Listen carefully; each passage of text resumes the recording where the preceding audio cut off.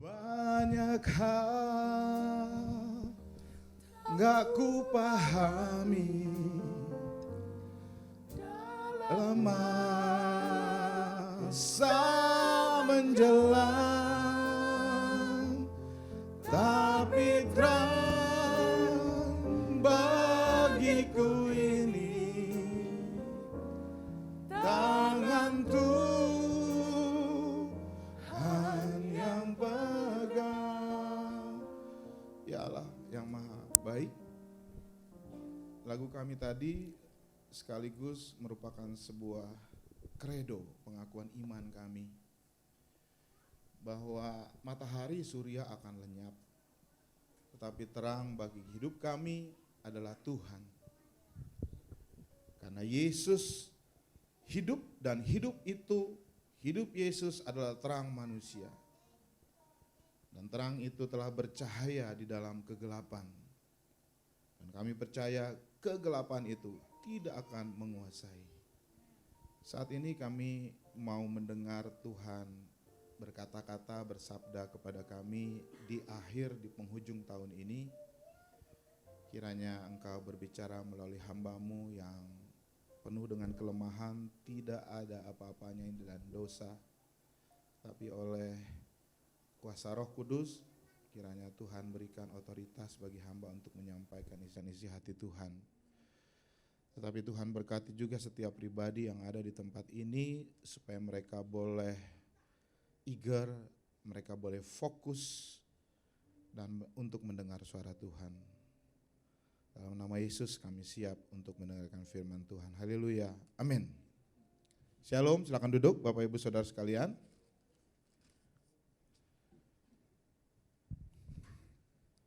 Saudara-saudaraku, pada di penghujung tahun ini, Tuhan masih menolong kita, amin.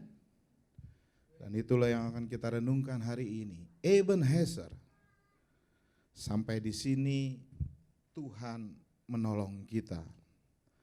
Mari Bapak Ibu Saudaraku, kita buka Alkitab kita dari 1 Samuel 7 ayat 2 sampai dengan 14. 1 Samuel 7 ayat 2 sampai 14. Sedikit saja latar belakang supaya saudara tahu.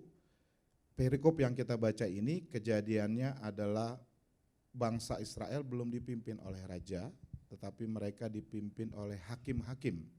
Itu sebabnya di dalam kitab Hakim-Hakim banyak hakim-hakim yang mewakili Tuhan. Dan ini adalah masa di mana masa-masa hakim akan berakhir, dan bangsa Israel dipimpin oleh hakim yang terakhir yang namanya Samuel. Baik, saya baca. Ayat 2 ya. Samuel memerintah sebagai hakim. Saudara-saudaraku, kalau saudara dengar istilah hakim, ini bukan hakim pengadilan ya, tapi bahasa Inggrisnya the ruler. Jadi bangsa Israel dulu kan dipimpin langsung oleh Tuhan sebenarnya, tapi Tuhan mengutus hakim-hakim ya untuk memimpin bangsa Israel setelah bangsa Israel itu dipimpin Yosua masuk ke tanah Kanaan. Setelah mereka taklukan, terus Yosua bilang, udah kembali ke kampungnya masing-masing. Ya, ada 12 suku Israel, dan pada masa itu mereka dipimpin oleh hakim yang berganti-gantian. Jadi ada Deborah yang wanita, ada Otniel, ada Gideon, dan seterusnya kalau kita baca di kitab Hakim-Hakim. Ya, dan ini adalah kitab zaman hakim yang terakhir, yaitu Samuel. Ya, dan ini adalah kondisi bangsa Israel. Saya bacakan. Jadi saya coba dari ayat 1 ya. Lalu orang Kiryat Yearim datang mengangkut tabut Tuhan, mereka membawanya ke rumah Abinadab di atas bukit dan mengutus Eleazar anaknya untuk menjaga tabut Tuhan. Jadi saudara tahu tabut perjanjian itu adalah tanda lambang kehadiran Tuhan. Ya, mulai dari padang gurun. Lalu di ayat 4-6 itu ternyata mereka perang sama bangsa Filistin dan tabut itu direbut. Ya, selama 7 bulan dikuasai oleh Filistin, tapi waktu Filistin itu memegang tabut Tuhan, Tuhan menekan terus bangsa Filistin, akhirnya bangsa Filistin gak sanggup, dikembalikan ke bangsa Israel, tapi ditaruhnya di daerah yang namanya adalah Kiryat Yearim. Jadi tadinya ada di Silo, ya, tapi diangkat, kemudian ditaruh terus sama bangsa Filistin dirampas, tapi akhirnya dikembalikan lagi ke Kiryat Yearim. Ya, jadi tabut Tuhan ini ada di Kiryat, itu sudah di Israel. Sejak saat itu, tabut tinggal di Kiryat Yearim waktu yang cukup panjang berlalu, 20 tahun lamanya. Dan seluruh kaum Israel mengeluh kepada Tuhan. Lalu Samuel berkata kepada seluruh kaum Israel, "Jika kamu berbalik kepada Tuhan dengan segenap hati, singkirkanlah ilah-ilah asing dan Astoret dari antaramu, dan arahkanlah hatimu kepada Tuhan. Beribadahlah hanya kepadanya." Jadi maksudnya jangan ada ilah lain, jangan menduakan Tuhan. Maka kalau kamu full beribadah kepada Tuhan, maka Ia akan melepaskanmu dari tangan orang Filistin. Jadi selama 20 tahun mereka ditekan terus, diserang terus oleh bangsa Filistin. Ayat 4, kemudian orang Israel menyingkirkan patung-patung Baal dan Astoret dan beribadah hanya kepada Tuhan. Berarti setelah ditegur oleh Israel, kelihatan bahwa bangsa Israel itu bukan hanya menyembah Allah Yahweh. Ya, jadi mereka menyembah juga allahnya orang Kanaan yang mereka duduki, yaitu dikatakan patung-patung Baal dan Astoret. Dan inilah yang membuat mereka kalah terus-menerus oleh bangsa Filistin. Karena Tuhan gak mau campur tangan, karena mereka tidak eksklusif menyembah Tuhan.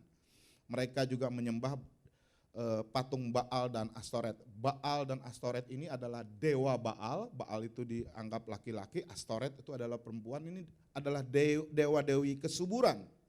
Karena mereka mau tanahnya subur, mereka menyembah dewa Kanaan yang namanya Baal dan Astoret. Ayat 5. Lalu Samuel berkata, "Kumpulkanlah semua orang Israel di Mizpah, aku akan berdoa kepada Tuhan untuk kamu." Lalu ayat 6, setelah berkumpul ini semua orang Israel di Mizpah, mereka menimba air dan mencurahkannya di hadapan Tuhan. Ini sebenarnya sebuah simbol bahwa mereka mau membersihkan kehidupan iman mereka untuk segenap hati, untuk murni kepada Tuhan. Jadi semua penyembahan-penyembahan yang lain mereka singkirkan.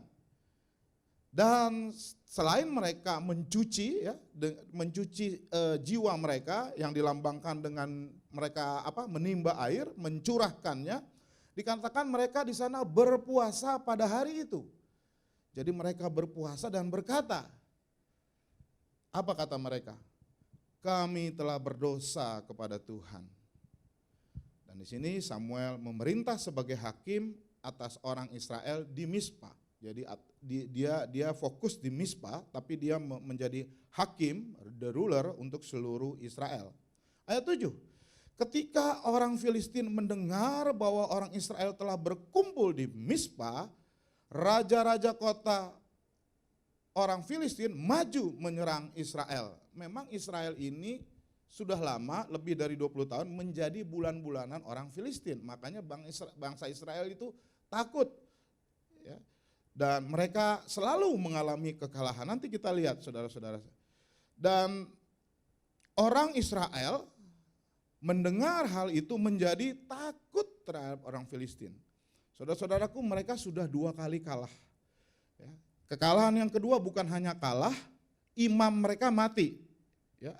Anaknya Imam Eli mati dan tabut perjanjian direbut sama orang-orang kafir itu. Jadi mereka sangat takut. Ya. Dan orang Israel mendengar hal itu menjadi takut terhadap Filistin. Ayat 8 dikatakan, orang Israel lalu bilang ke Samuel, Jangan berhenti berseru bagi kami kepada Tuhan. Jangan berhenti berdoa Allah kita supaya Ia, Allah Yahweh, menyelamatkan kita dari tangan orang Filistin. Ayat 9, lalu Samuel mengambil seekor anak domba yang masih menyusu dan mempersembahkannya kepada Tuhan sebagai kurban bakaran seutuhnya. Sambil dia membakar itu, Samuel berseru kepada Tuhan untuk orang Israel. Dan Tuhan menjawab dia. Sementara Samuel sedang mempersembahkan kurban bakaran itu, orang Filistin yang tadi udah siap menyerang, maju memerangi orang Israel. Karena mereka yakin menang.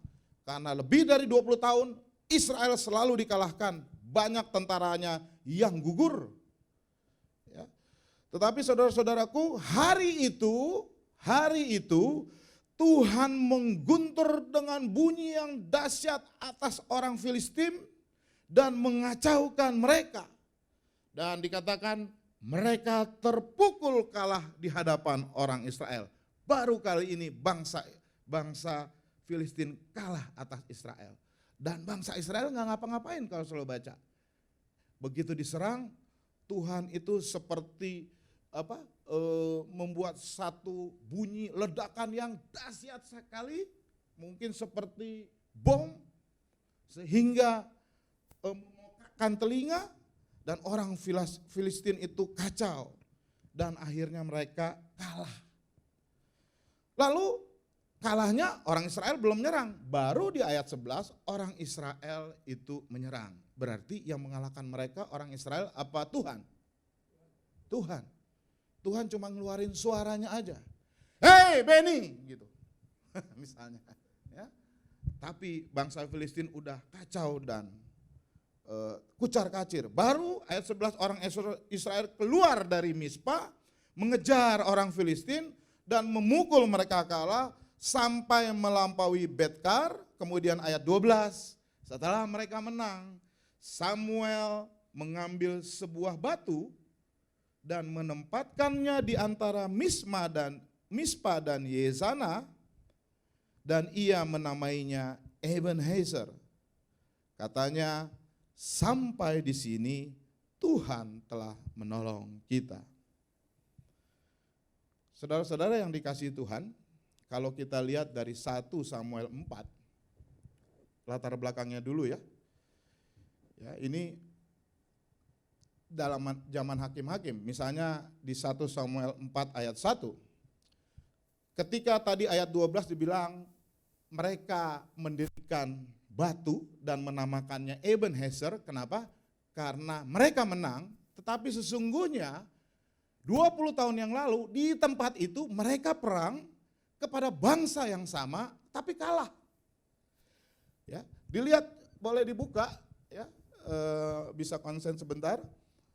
1 Samuel 4 ayat 1b dikatakan orang Israel ya, orang Israel maju berperang melawan orang Filistin. Ini 20 tahun yang lalu ya. Dan berkemah dekat apa? Ebenezer. Jadi sama daerahnya. Sedang orang Filistin berkemah di Afek. Lanjut. Ayat 2 lanjut maksudnya. Orang Filistin mengatur barisannya berhadapan dengan orang Israel. Ketika pertempuran menghebat, terpukullah kalah orang Israel. Orang Israel kalah oleh orang Filistin dan menewaskan berapa kira-kira? 4.000 orang di medan pertempuran. Tempatnya sama, yang mereka lakukan sama, perangnya sama, lawannya sama, tapi tadi dikatakan menang, betul? Sekarang kalah, sebelumnya kalah. Nah, berikutnya lanjut saudara-saudaraku, ayat 3 dikatakan ketika tentara itu kembali setelah kalah ya, 4.000 mati tadi kan, mereka kembali ke perkemahan, terus dia ngomong kepada tua-tua, mengapa Tuhan membuat kita terpukul kalah oleh orang-orang Filistin pada hari ini? Saudara-saudaraku, mereka bukannya mengevaluasi, malah ngapain? Nyalahin Tuhan, bukan marah-marah om. Tapi mengapa membuat kita, dia nanya, kenapa Tuhan melakukan ini? Saudara-saudaraku, seringkali dalam perjalanan hidup, ketika kita dalam tanda kutip dikalahkan oleh musuh-musuh kita. Musuh apa saja? Mungkin musuh sakit penyakit, mungkin musuh karir, mungkin orang yang melawan kita menang, apapun yang membuat kita kalah, kita menyalahkan Tuhan. Ya, dan itu adalah manusiawi sekali. Bukannya kita memeriksa diri sendiri, apa yang salah, bangsa Israel ada yang salahnya enggak nih? Ada, tadi di pasal 7 kan dikasih tahu, kamu itu melakukan sinkretisme, tahu enggak sinkretisme? Itu agamanya dua, enggak lebih dari satu. Enggak cuma satu, lebih dari satu. Dia menyembah Yahweh, tapi dia juga menyembah Allahnya orang Kanaan.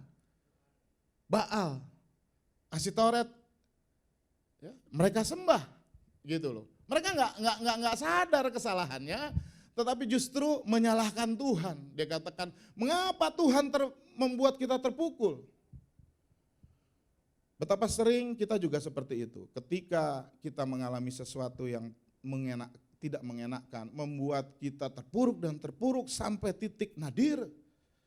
Bukannya kita memeriksa diri kita sendiri, tapi kita menyalahkan Tuhan.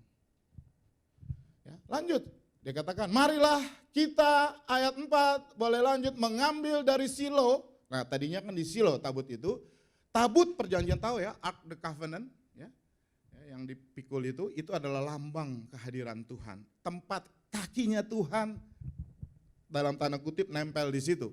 Ya, itu yang mengiringi bangsa Israel di perjalanan di padang gurun selama 40 tahun. Ya, di sini mereka sudah masuk tanah perjanjian. Supaya ia datang ke tengah-tengah kita, nah terus dia bilang gini kan, ayo ambil aja itu tabut perjanjian dan taruh di sini ke perkemahan kita. Supaya melepaskan kita dari tangan musuh kita. Bagus ya? Karena tabut perjanjian itu adalah lambang kehadiran Allah. Makanya mungkin kita kalah karena tabut perjanjian Allah kita tinggal di Silo. Ayo bawa ke sini supaya kita kuat dan kita menang. Ayat selanjutnya. Kemudian bangsa itu nyuruh orang ke Silo, lalu mereka mengangkat dari sana tabut perjanjian Tuhan semesta alam yang bersemayam di atas para kerub, dan kedua anak Eli, ya, Imam Eli, ini adalah seorang imam dan udah tua, umurnya udah hampir 100 tahun. Tapi yang yang bekerja sekarang anaknya.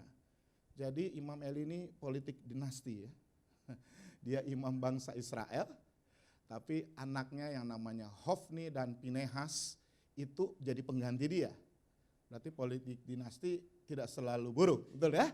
Oke. Dan ada di sana dekat tabut itu. Lanjut. Dikatakan segera sesudah tabut perjanjian Tuhan itu sampai ke perkemahan, lalu orang Israel apa? Bersorak-sorak dengan nyaring sehingga bumi bergetar. Lanjut. Dan orang Filistin mendengar bunyi sorak itu berkata, bunyi apa itu? Nyaring di perkemahan orang Ibrani itu. Ketika mereka ketahui bahwa tabut Tuhan telah sampai ke perkemahan itu, mereka ketakutan. Sebab kata mereka, Allah mereka telah datang ke perkemahan itu.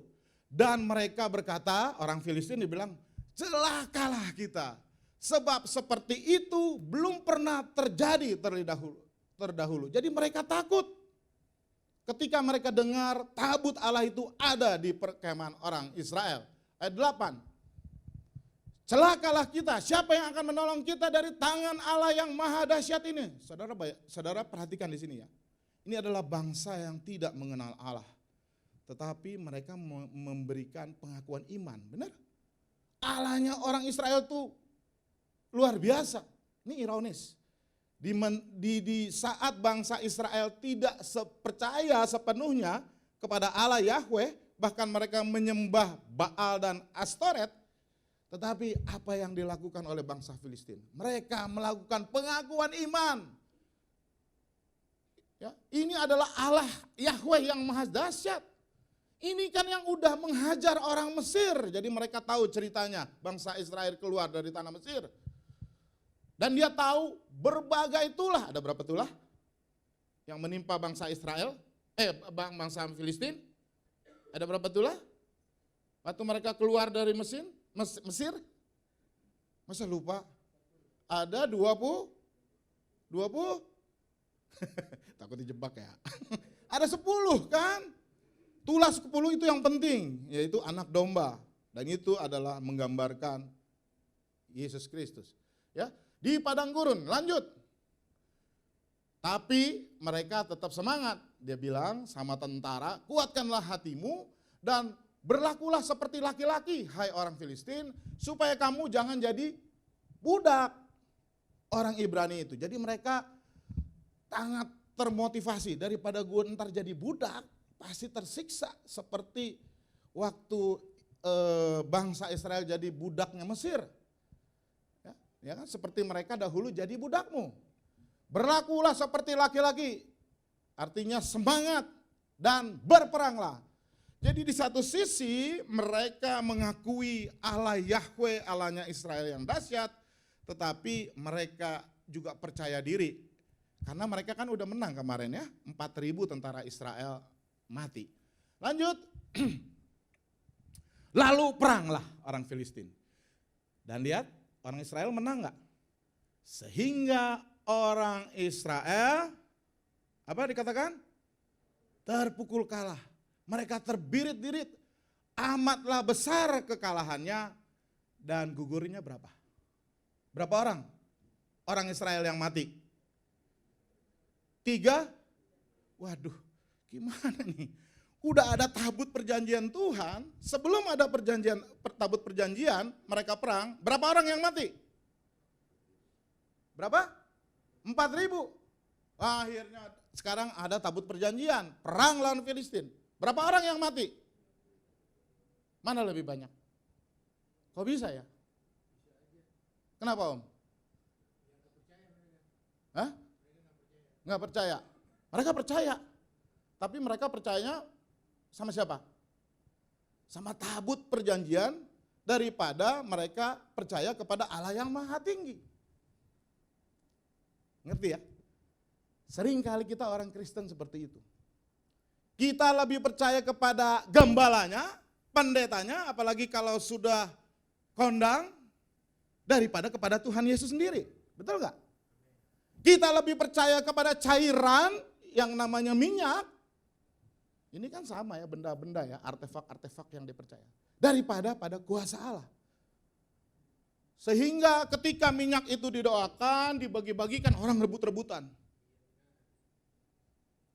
Kita lebih percaya kepada salib yang menyelamatkan kita dalam, maksudnya kalung salib atau stiker salib di mobil, yang menyelamatkan kita dalam perjalanan daripada Yesus sendiri.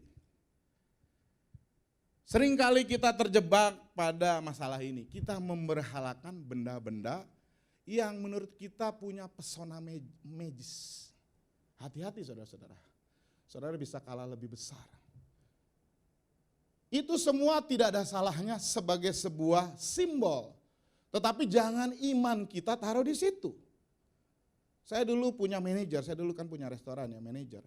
Bang, ya, dia bilang dulu ada 2 sih. Yang pertama, gotnya mampet. Yang kedua, mobilnya mogok. Ya. Lalu ketika itu semua terjadi, saya tetesin minyak dari gereja saya. Gitu. Saya nggak tahu ya hasilnya apa waktu dulu. Minyak bimoli katanya sekarang Om, kalau minyak zaitun terlalu mahal, kan ribuan orang yang percaya sama minyak itu, gitu ya, rugilah. Ya. Ada juga yang teman saya tuh, ada tantenya datang mau makan, tadi dulu jangan makan, oh iya kita berdoa, bukan berdoa, tetesin dulu minyaknya. Saudara-saudaraku hati-hati, bangsa Israel seperti itu, ya kelihatannya rohani. Dia pakai tabut perjanjian, ternyata kalahnya malah lebih besar. Kenapa? Karena hati mereka tidak terpaut, tidak percaya kepada Allah Yahweh yang Maha Tinggi, justru kepada benda-benda yang dianggap mempunyai pesona magis. Jadi saudara-saudaraku, lihat, coba sedikit lagi ayat selanjutnya. Ayat 11, udah mereka kalah 30.000. Ini yang paling menghina sebenarnya. Tabut Allah dirampas. Kemudian anaknya Eli yang namanya Hofni dan Pineas, itu penggantinya Eli, mati juga. Udah dikalahkan, dipermalukan lagi. Bayangin, tabut perjanjian direbut, kemudian imamnya 2 mati. Walaupun kita tahu Hofni dan Pineas ini adalah imam yang gak benar. Korupsi, ngambil duit jemaat, ya, kemudian berzinah dengan jemaatnya. Nah, itu kalau saudara baca nanti. Dan rupanya ini hukumannya. Tuhan matikan dia waktu perang sama dengan bangsa Filistin. Ya. Jadi ini adalah kekalahan yang luar biasa di tempat yang sama yang namanya Ebenezer. Tetapi tadi yang ayat kita baca, di tempat yang sama Ebenezer ternyata mereka mengalami kemenangan.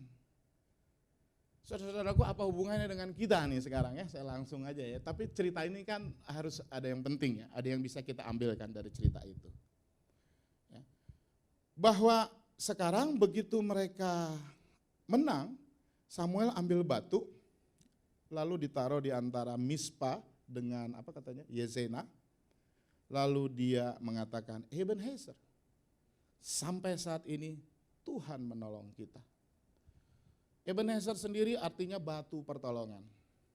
Saudara boleh baca nanti di Warta Gereja ya, pena gembala, pena wakil gembala tepatnya, karena yang membuat pendeta Yosua. Tapi itu baik sekali. Penting buat kita di dalam perjalanan hidup kita ada titik-titik di mana kita membuat monumen. Tapi monumennya bukan fisikal, batu, tapi monumen spiritual. Karena biasanya yang namanya tugu monumen itu bukan didirikan tanpa arti. Tetapi ada makna di balik itu. Semalam saya nginep di Hotel Indonesia. Tadi saya naik MRT ke sini. Ya, daripada repot terus saya pakai jas ya, orang pada olahraga saya pakai jas, pada bingung juga gitu ya, saya naik MRT. Saya nyebrang, saya masuk yang dari sana. Ada patung apa? Selamat datang. Apa sih artinya patung selamat datang? Ada yang tahu nggak? Welcome, iya selamat datang, berarti mungkin karena itu di pusat ya. Jadi sebuah monumen itu selalu ada artinya, Monas juga mungkin ada artinya. Lalu ada patung Pak Tani juga, itu ada artinya. Begitupun dengan begini. Ini sebenarnya adalah suatu tanda pengingat, monumen. Tapi bukan untuk disembah, tetapi untuk mengingat apa yang sudah terjadi di balik daripada monumen itu. Dan itu banyak terjadi di Alkitab. Kalau saudara baca, Musa bikin juga, kemudian Yosua setelah mereka melewati Sungai Yordan, bikin 12 batu. Itu untuk peringatan bahwa Tuhanlah yang menyelamatkan bangsa Israel keluar dari Mesir. Dan supaya nanti kalau anak cucumu cerita, ini apa sih artinya batu 12 ini? Karena perbuatan Tuhan yang besar. So, saudara-saudaraku, dalam hidup kita ada masa-masa kita juga harus membuat sebuah monumen. Tapi monumen spiritual ya. Tadinya saya mau agak dramatis dikit, saya mau beli batu putih ya untuk ibadah hari ini. Batu koral putih yang ini saya bagikan saudara tulis di situ. Tapi nggak sempat. Misalnya pada saat kita ulang tahun, dan termasuk saat ini, di saat kita ini sekarang kan di menghujung hari.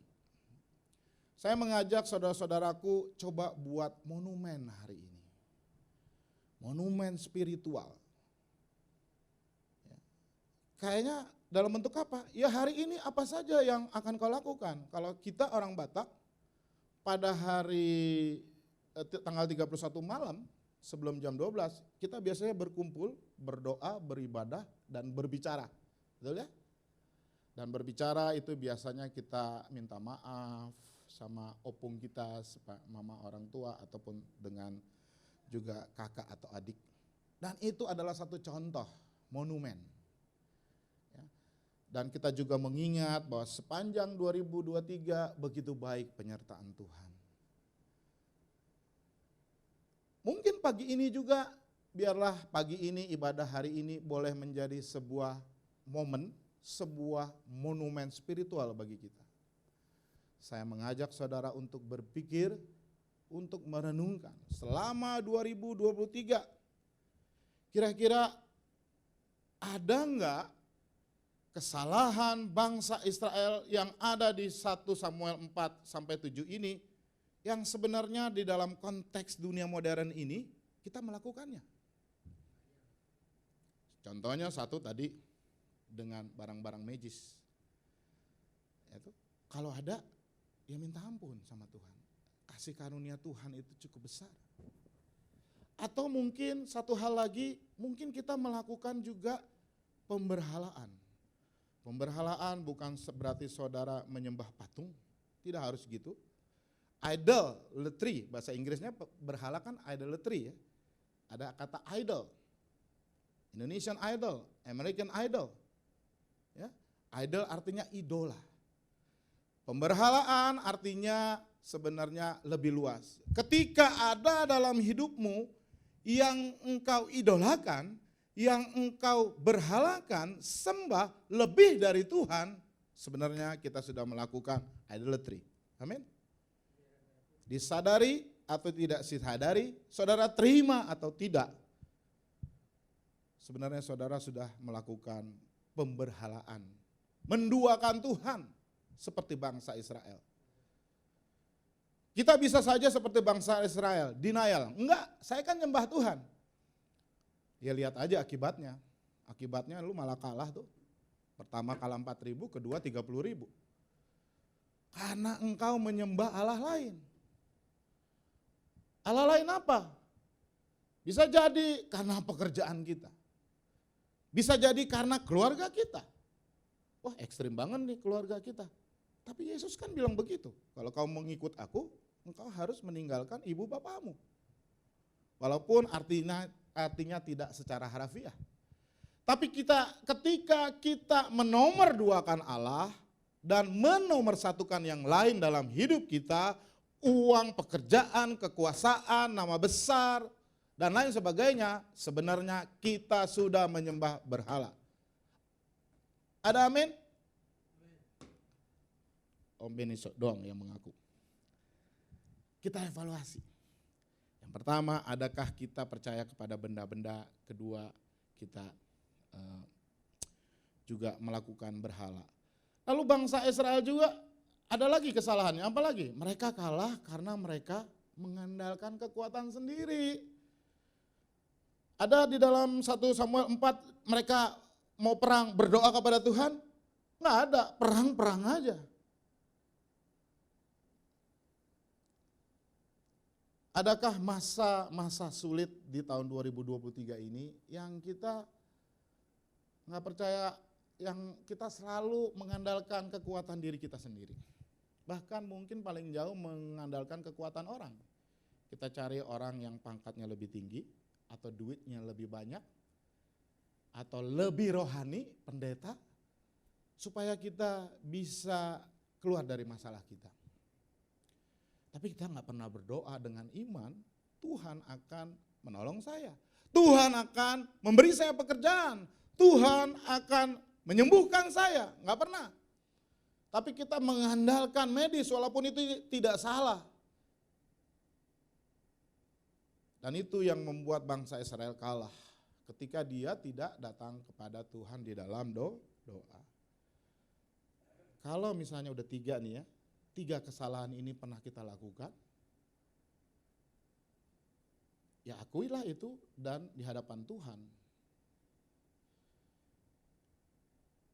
Jadi sebenarnya monumen spiritual yang kita buat, yang pertama adalah kita mendirikan batu pertolongan, batu peringatan untuk mengingat kesalahan dan dosa kita. Seperti bangsa Israel. Makanya begitu dikasih tahu Samuel, ya kan? Singkirkan dong itu semuanya. Mereka melakukannya enggak? Iya, mereka melakukannya. Di ayat 7, di pasal 7 ayat 4, kan dibilang ayat 3 kan ya, singkirkanlah ilah-ilah asing Asitaret di antaramu, arahkanlah hatimu kepada Tuhan, beribadalah, ayat 3 ya, 7 ayat 3, hanya kepada Tuhan. Karena mereka dikatakan kan, tidak menyembah Tuhan dengan segenap hati, berarti dengan setengah hati, karena setengahnya lagi kepada dewa-dewa. Tapi ditegur, kamu nggak boleh, tapi sepenuh hati kepada Tuhan. Lalu apa yang orang Israel lakukan? Ayat 4 dikatakan mereka menyingkirkan patung-patung, menjauhkan. Kalau ini saya pakai TB2 ya, ya ampun, TB2, menyingkirkan Baal, Asitoret, dan beribadah hanya kepada Tuhan. Jadi bukan setengah hati tapi segenap hati. Bukankah itu yang Tuhan minta? Ya, percayalah kepada Tuhan dengan segenap hati, jiwa, dan akal budimu. Lalu Yesus di perjanjian baru mengkonfirmasi. Itu adalah hukum yang terutama dan yang utama. Jadi tidak boleh ada ilah lain, Allah lain, dan bangsa Israel bertobat. Berarti saudara-saudaraku, supaya hidupmu mau dibersihkan, engkau satu tadi harus merenungkan, refleksi, apa yang sudah kau perbuat yang menyakiti hati Tuhan, mendukakan Roh Kudus, akui itu kepada Tuhan dan bertobatlah. Bangsa Israel bertobat, betul? Mereka meninggalkan semuanya itu. Jadi saudara-saudaraku, momen spiritual seperti hari ini adalah sebuah momen kita untuk mendirikan monumen spiritual, batu spiritual, supaya kita berkontemplasi. Apa dosa yang saya lakukan selama 2023? Lalu harus akui di hadapan Tuhan dan bertobat, menyingkirkan semuanya itu. Tetapi momen ini juga di situ dikatakan mereka menimba air dan mencurahkan. Lalu itu adalah sebuah lambang harus membersihkan hidup kita dari yang tidak benar. Kedua dikatakan mereka berpuasa. Ini bisa harafiah, kalau saudara mau berpuasa silahkan, tidak ada yang salah. Ya, tapi sekali lagi jangan menganggap itu sebuah tindakan majis, enggak. Ya. Jadi jangan saya puasa berarti saya sembuh, doa saya dikabulkan, belum tentu. Ya, tetapi puasa itu adalah lebih daripada sikap kita menyesali dosa-dosa kita. Dan berkata apa? Kami telah berdosa kepada Tuhan. Berarti ada pertobatan, ada pengakuan dosa. Momen kita membangun batu spiritual berikutnya adalah momen di mana kita mengaku dosa. Saudara di gereja ini setiap minggu mengaku dosa ya, mengaku dosa secara pribadi. Saudara diberi kesempatan, tapi juga kita mengakui dosa secara komunal. Karena itu yang dilakukan bangsa Israel setiap mereka beribadah. Kalau mereka beribadah, yang mimpin itu kayak seperti di sini kan mimpin Samuel. Mereka minta ampun sama Tuhan untuk dosa komunal, artinya dosa bangsa Israel. Ya, jadi dalam doa pengakuan dosa itu selain dosa pribadi juga dosa bangsa ini. Kami sudah salah Tuhan, kami sudah salah jalan. Jadi ada pengakuan dosa secara komunal. Jadi berikutnya setelah kita berkontemplasi, ya, setelah kita menyadari, kita mengaku di hadapan Tuhan dan kita minta ampun di dalam pengakuan dosa. Nah, segera setelah engkau menyadari kesalahanmu, setelah engkau mengaku dosamu, apa yang terjadi? Belum juga selesai ibadah. Ketika bangsa Filistin dengan PD-nya pasti akan kita kalahkan. Kalau yang pertama 4.000, kedua 30.000, ya yang ketiga ini minimal 50.000 lah bangsa Israel yang mati. Tapi bangsa Israel sedang beribadah kepada Tuhan. Sedang berdoa mau diserang sama bangsa Filistin. Apa yang terjadi? Tiba-tiba suara Tuhan mengguntur dan membuat bangsa Filistin kocar-kacir sebelum diserang oleh bangsa Israel. Betul? Bangsa Israel kan lagi berdoa. Ya kan, ayat 10 dikatakan, sementara Samuel mempersembahkan korban bakaran. Ya kan, Filistin itu memerangi orang Israel. Tetapi Tuhan mengguntur, saya nggak bisa bayangin bunyinya kerasnya seperti apa ini. Sampai orang Filistin itu kalah dulu sebelum diserang sama bangsa Israel. Amin. Ketika kita mengakui dosa kita kepada Tuhan, ketika kita hanya mengandalkan Tuhan, ketika kita beribadah kepada Tuhan, belum kita melakukan sesuatu, Tuhan sudah bertindak sesuatu. Haleluya. Puji Tuhan, Tuhan mengalahkan Filistin, tapi bangsa Israel belum menyerang. Baru setelah itu ayat 11 dikatakan, ya, mereka terpukul kalah di hadapan Israel, kan gitu ya. Coba ayat 10 man. Ayat 10, ya kan, dikatakan gitu, mengacaukan mereka, sehingga yang terakhir ya, yang paling bawah, sehingga mereka terpukul kalah oleh orang Israel. Kok nggak ada di situ ya?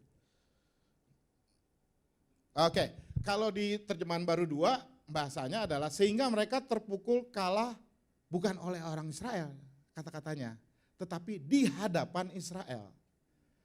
Berarti di depan saya nih mereka dikalahkan, tapi bukan saya yang nyerang, suara Tuhan yang berperang, gitu ya. Ya, jadi saudara beli deh TB2 nih. Ya, ini terjemahan yang sudah disempurnakan. Ya, karena di sini dikatakan Samuel tunggu saya ulangi lagi. Mereka terpukul kalah di hadapan Israel. Di sini kan dikatakan mereka terpukul kalah oleh orang Israel. Sebenarnya bukan oleh orang Israel, tetapi oleh suara Tuhan. Baru ayat 11, orang Israel keluar dari Mispa, mengejar orang Filistin itu, dan baru mereka memukul kalah sampai hilir ke Bet-har, artinya sampai ujung-ujung. Amin. Kita perang juga, tapi Tuhan duluan yang berperang. Jadi saudara-saudaraku, sekali lagi, nah ayat 12 lanjut dikatakan kemudian Samuel mengambil sebuah batu dan menempatkan di antara Mispa dan Yesana. Ia menamainya Ebenezer. Sampai di sini Tuhan menolong kita. Jadi saudara-saudaraku, sampai saat ini saudara sudah mengerti latar belakangnya ya. Ini bukan berarti sampai sini Tuhan tolong, nanti belum tentu. Enggak juga.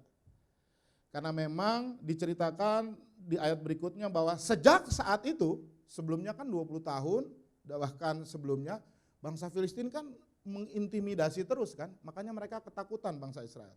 Tapi dikatakan sejak saat ini bangsa Filistin tidak pernah lagi menyerang Israel. Kenapa? Karena Tuhan yang melindungi mereka. Tuhan yang turun. Kenapa? Karena mereka bertobat.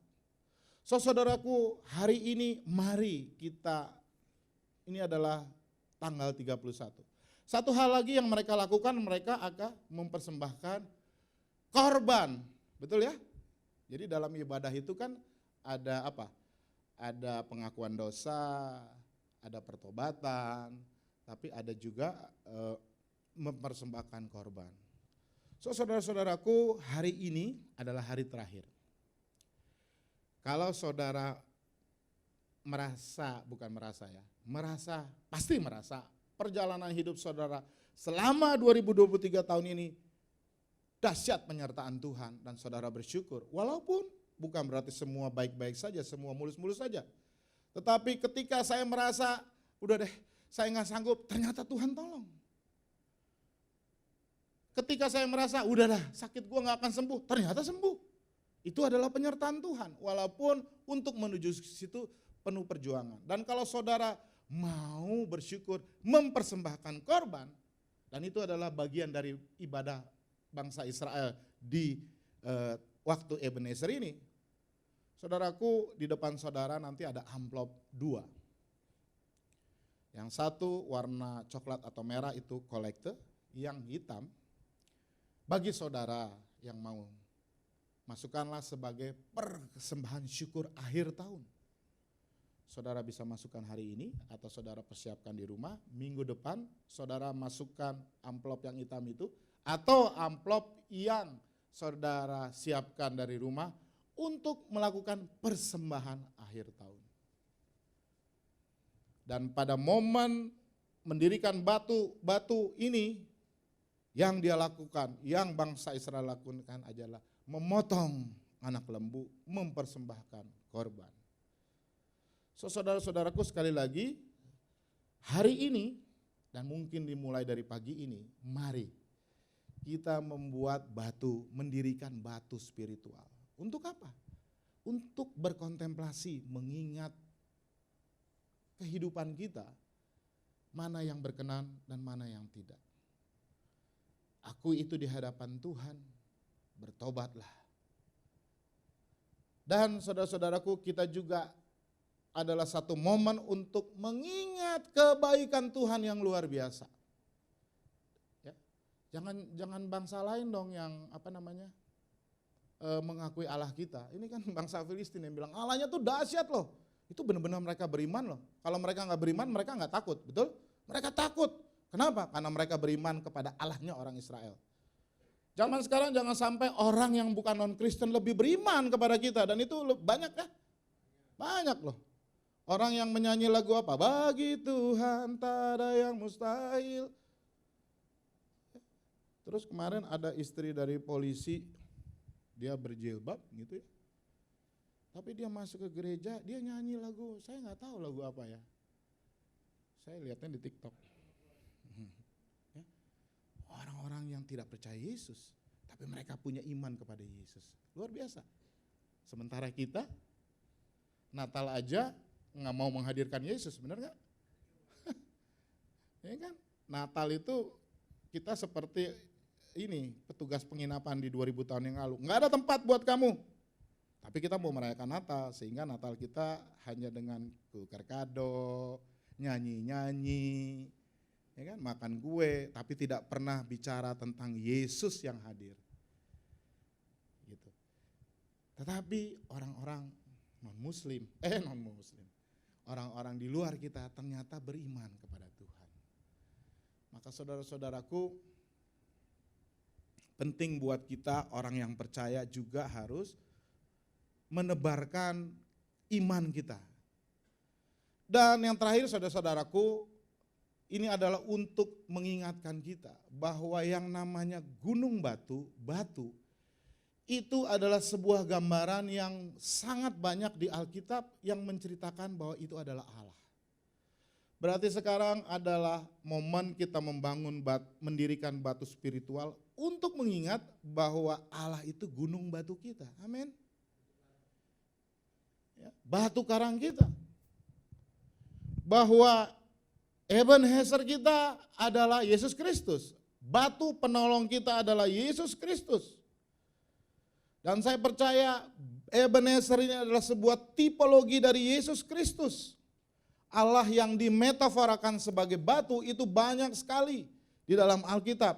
Misalnya di dalam Ulangan 32 ayat 4 dikatakan, sebab nama Tuhan akan kuserukan, berilah hormat kepada Allah kita, gunung batu, yang pekerjaannya sempurna karena segala jalannya adil, Allah yang setia dengan tiada kecurangan dan adil. Mohon tolong buka ayat 15.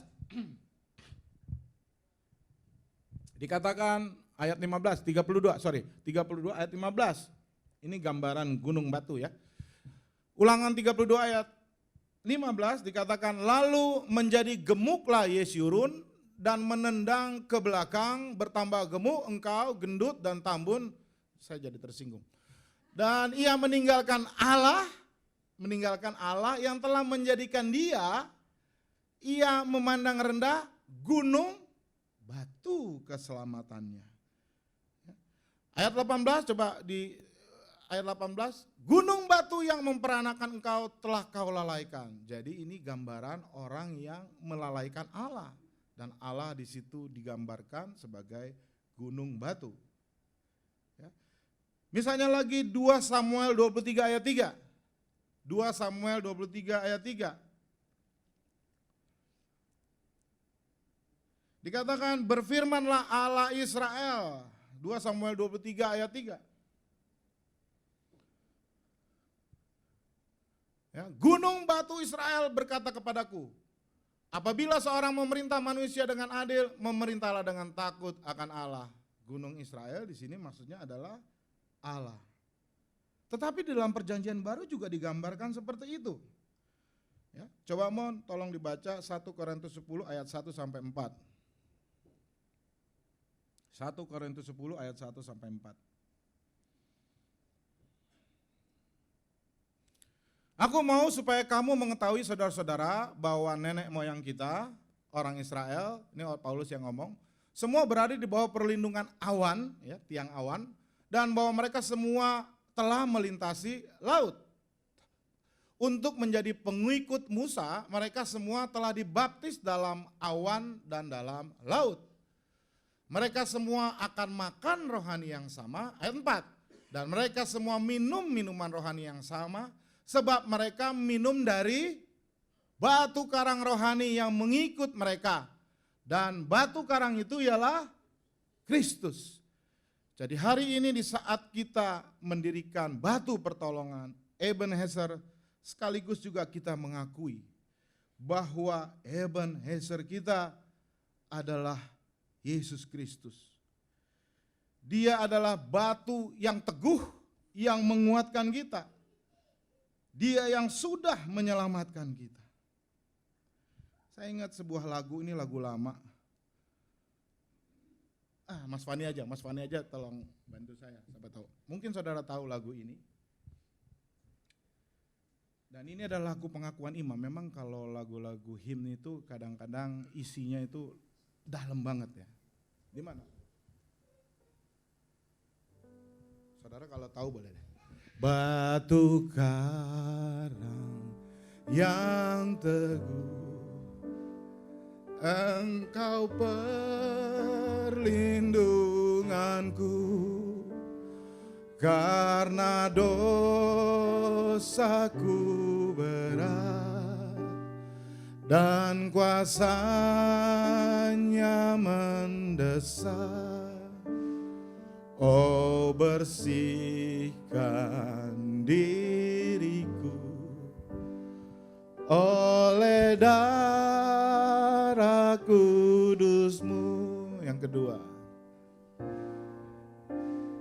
tiada lain yang ku pegang, hanya salib dan iman. Dalam kerapuhanku, ku dambakan rahmat-Mu. Tanpa Dikau, Yesusku, takkan hidup jiwamu. Amin.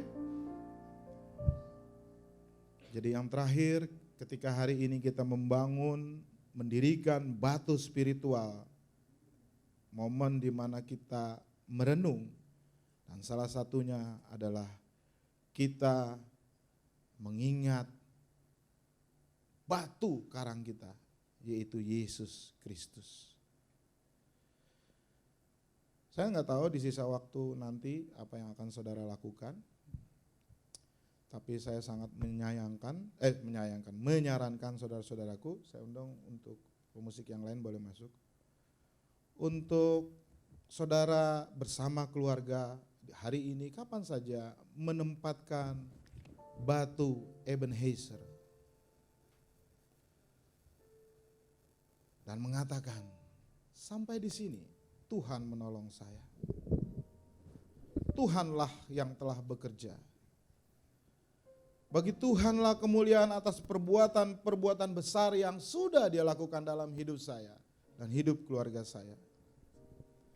Tetapi memori ini, batu ini juga meyakinkan kita, karena ini adalah satu bukti bahwa kita akan masuk tahun 2024 dengan penuh keyakinan. bahwa Tuhan yang sudah menolong sampai saat ini dan Dia akan menolong kita di tahun 2024. Amin. Dia akan terus menolong kita menghadapi apapun, siapapun musuh-musuh kita.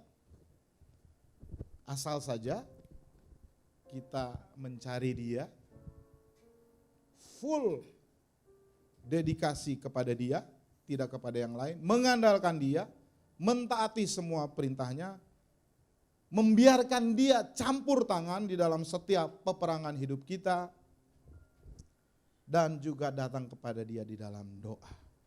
Sekalipun dalam kehidupan ke depan kita tidak tahu apa yang akan terjadi. Betul?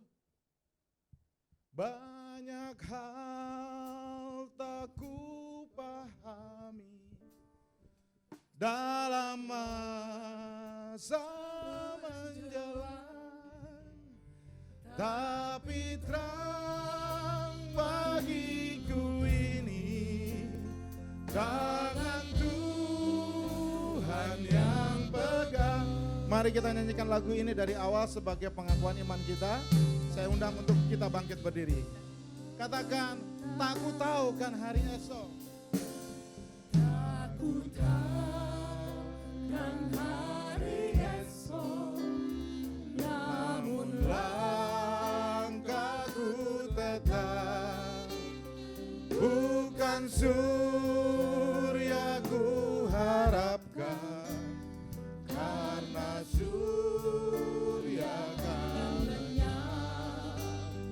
Oh tiada ku gelisah akan masa menjelang, ku berjalan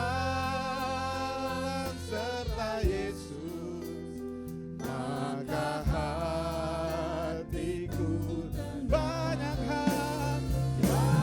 hal tak ku pahami dalam masa menjelang, tapi terang bagiku ini tangan Tuhan yang pegang. Oh, banyak hal tak ku pahami dalam masa menjelang, tapi terang bagiku ini tangan Tuhan yang pegang.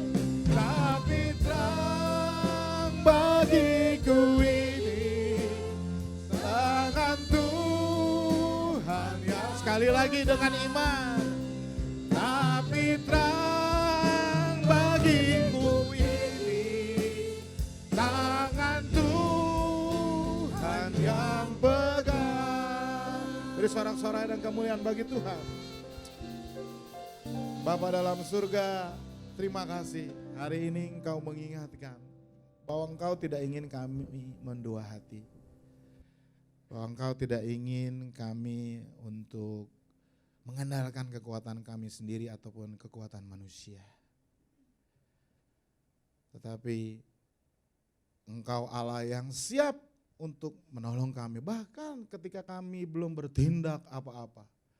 Kalau kami mengakui dosa kami, kalau kami percaya sepenuhnya, enggak setengah-setengah kepada Tuhan, maka Engkau akan bertindak. Maka apa yang kami lakukan sudah Engkau dahului, dan akhirnya kami boleh menang dalam kehidupan ini. Terima kasih ya Bapa. Berkati setiap anak-anak Tuhan, terlebih yang hadir di tempat ini. Hamba tidak tahu apa yang menjadi pergumulan mereka yang masih berlangsung saat ini, padahal sudah terjadi dari tahun 2023.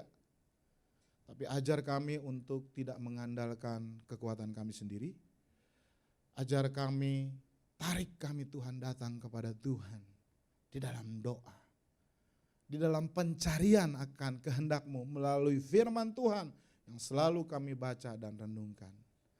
Dan hari ini kami ingin mendirikan batu-batu spiritual sebagai monumen memorial yang mengingat campur tangan Tuhan, kedahsyatan Tuhan yang melindungi kami di dalam menghadapi segala musuh dalam kehidupan kami. Biarlah jemaat Tuhan hari ini boleh menyempatkan diri bersama keluarga, ataupun mungkin kalau mereka sedang sendirian mereka pribadi. Mereka boleh berkontemplasi, Roh Kudus yang mau menyatakan semuanya, Roh Kudus yang mau mendengar seru dan doa mereka. Di dalam nama Tuhan Yesus kami sudah berdoa dan mengucap syukur. Amin, silakan duduk. Mari kita lanjutkan dengan doa syafaat. Bapa dalam surga, kami juga mau menaikkan syafaat kami kepada Tuhan. Sebagaimana bangsa Israel setiap kali beribadah, mereka juga menaikkan syafaat kepada Tuhan. Yang pertama kami mau berdoa untuk negara kami yang kami cintai, negara Republik Indonesia, khususnya di dalam masa-masa menjelang pemilihan umum ya Tuhan. Tuhan, kami ingin supaya masa kampanye ini boleh berlangsung dengan baik. Tuhan yang meredam kalau ada roh-roh yang menghinggapi orang-orang yang mau memecah belah, mau mengadakan benturan saudara sesama saudara. Tuhan hambat mereka, Tuhan bungkam mereka.